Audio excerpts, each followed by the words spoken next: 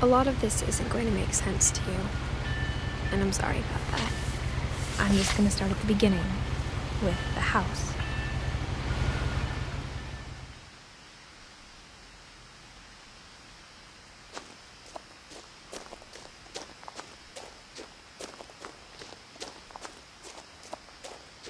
I lived here until I was 11, but I wasn't allowed inside half the rooms.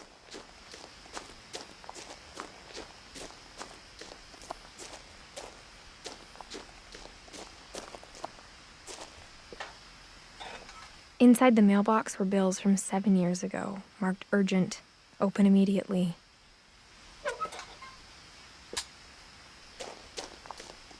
I hadn't been back since my brother Lewis's funeral.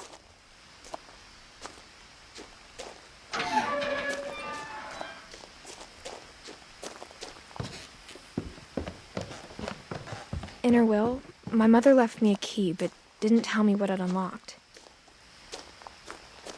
Maybe she thought I'd know, or she thought that the mystery would be enough to bring me back.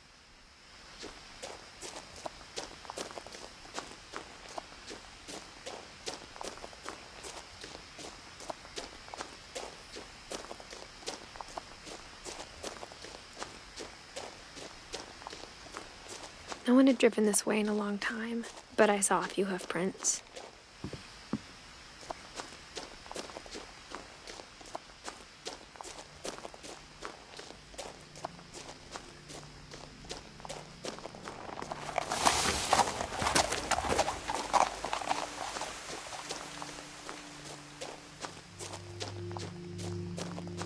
The truth is, even after I inherited the house, I never thought I'd come back to it. But now I had questions about my family that only the house knew the answers to.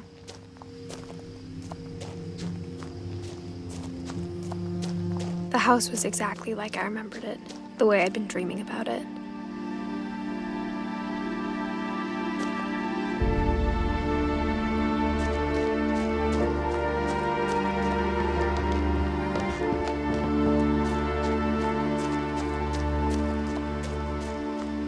As a child, the house made me uncomfortable in a way I couldn't put into words. Now, as a 17-year-old, I knew exactly what those words were. I was afraid of the house.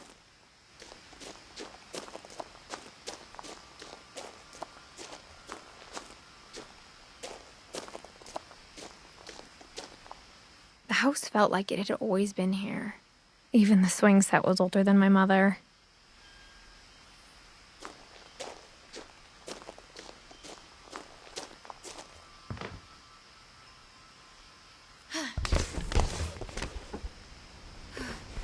Crawling through the doggy door used to be a lot easier when I was 11.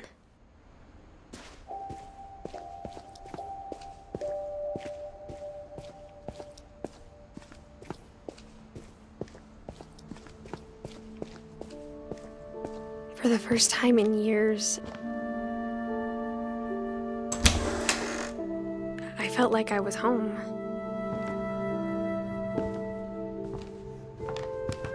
But instead of a family, there were just memories of one.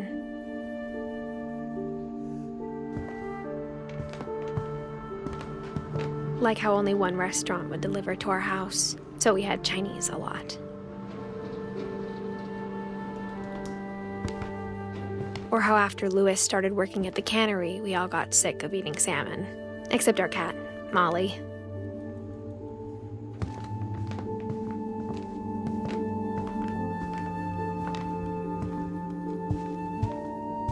The table was still a wreck from the night we left.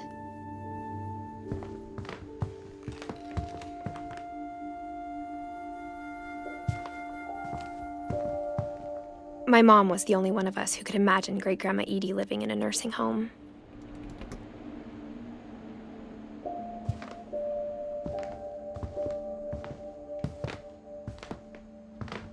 Nothing in the house looked abnormal. There was just too much of it, like a smile with too many teeth. Even the fireplace had a story. Edie told me the bricks came from the original house, after it sank.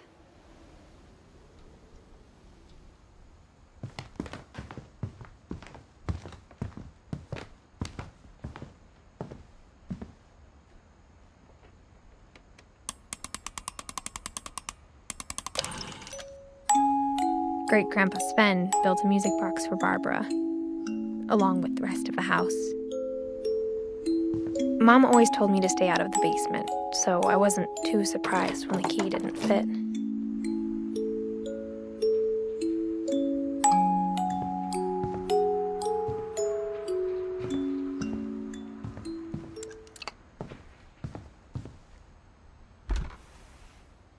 Edie told me once that every finch who ever lived is buried somewhere in the library.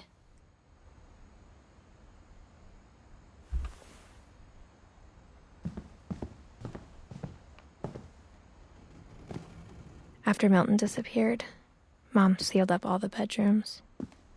Then Edie retaliated and drilled peepholes.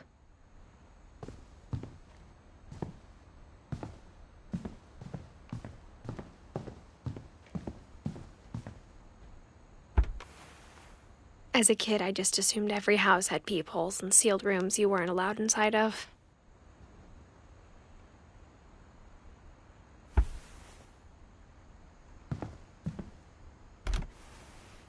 My Grandpa Sam spent 7 years sharing a room with his dead brother, Calvin.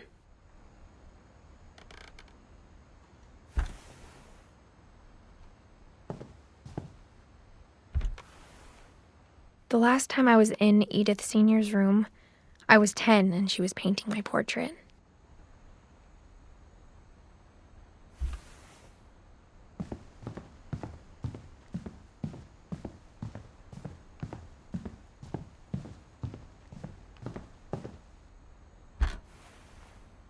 Molly always seemed like a girl I could imagine being friends with, if she hadn't died in 1947.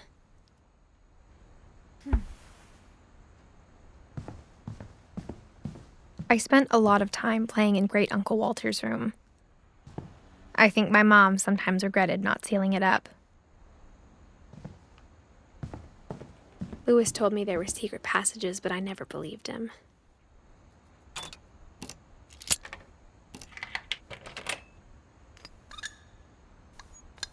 Turns out, my mom was really good at keeping secrets.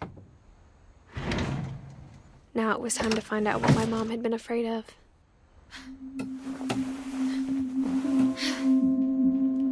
From the paintings on the wall, it was clear my brother Milton had been here before me.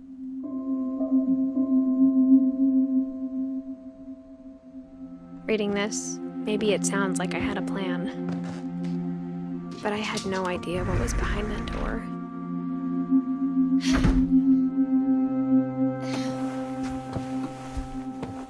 Just like I had no idea where all this was gonna lead.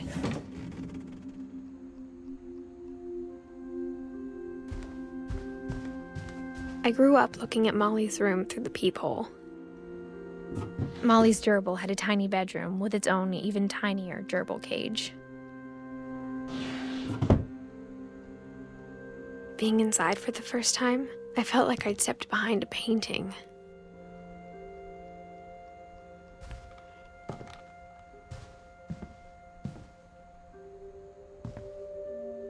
I got the sense Edie had spent a lot of time here, before my mom sealed the doors.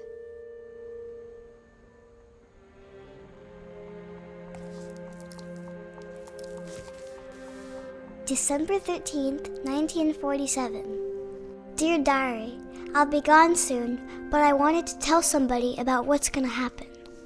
It started when Mom sent me to bed without dinner. I woke up and I was starving, so I looked around for something to eat. The gerbil food was dry, but I didn't mind it.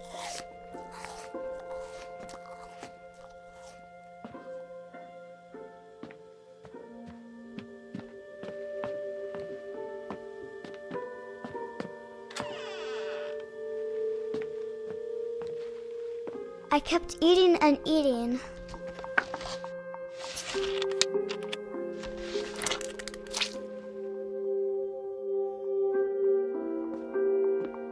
I ate a lot of things that night.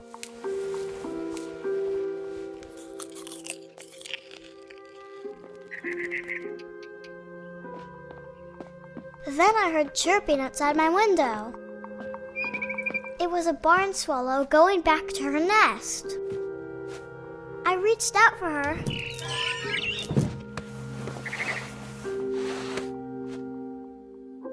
And suddenly, I was a cat.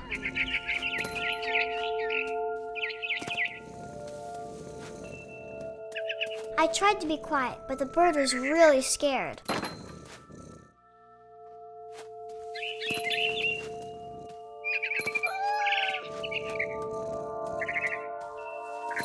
Mom and Dad didn't even look at me.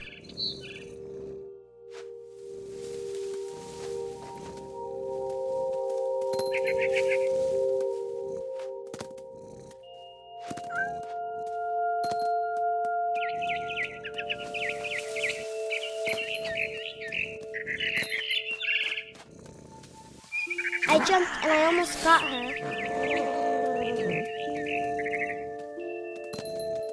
I could tell she was getting really tired. Now I was up in the big tree. I promised Dad I wouldn't climb it anymore. All I cared about was eating that mama bird. I gobbled her up.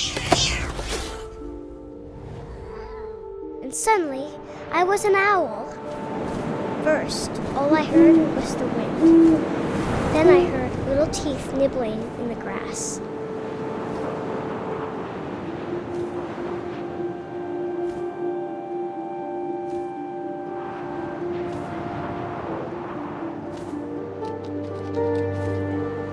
Rabbits.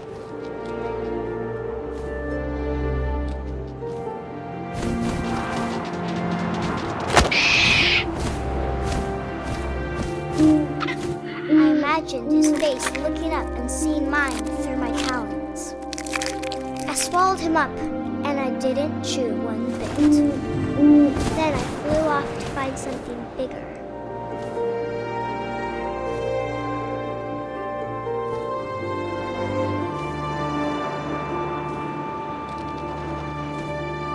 A mama rabbit.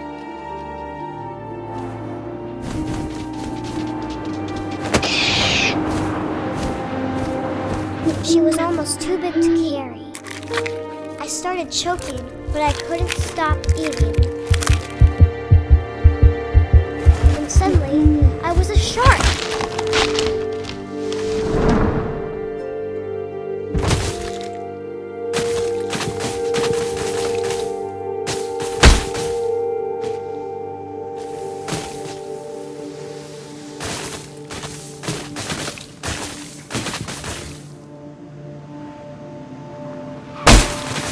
I rolled off a cliff and into the ocean. Now, I was hungrier than ever.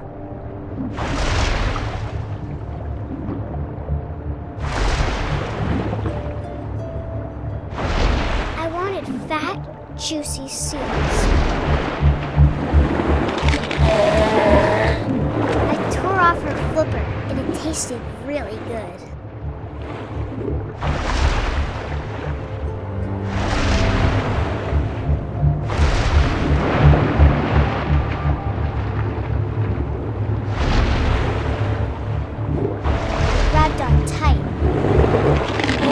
So hungry, I jumped out of the water. When I opened my eyes, everything had changed.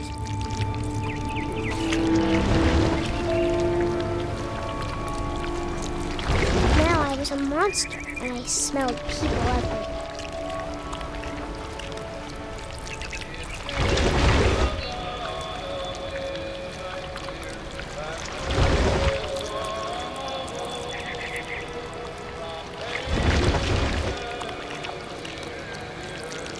I was big, but I moved real quiet. I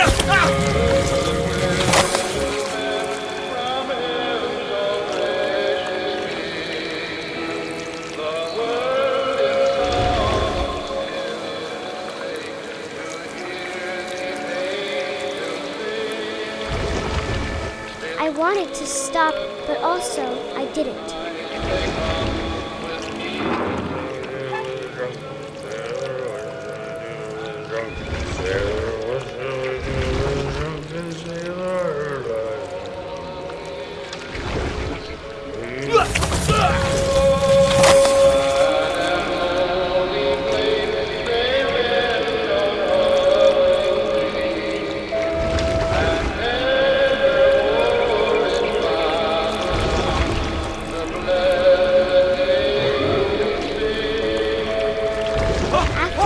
Passenger, I was still hungry. And to cross the water, I smelled something new. Something I had to have, so I swam towards it.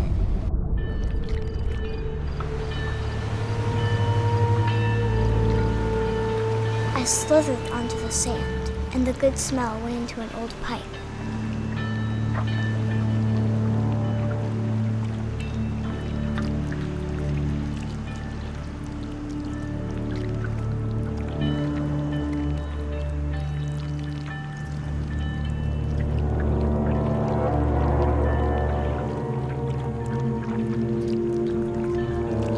I got closer and closer.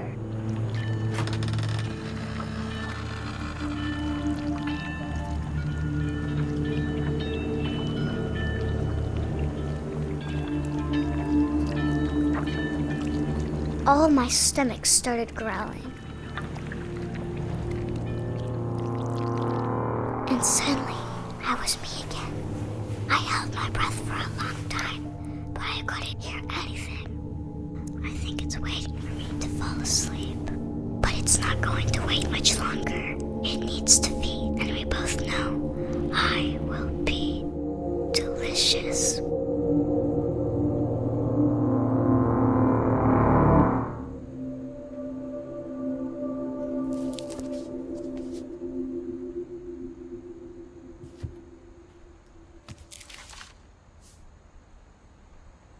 I'm not sure if I believed all of that, but I'm sure Edie would have.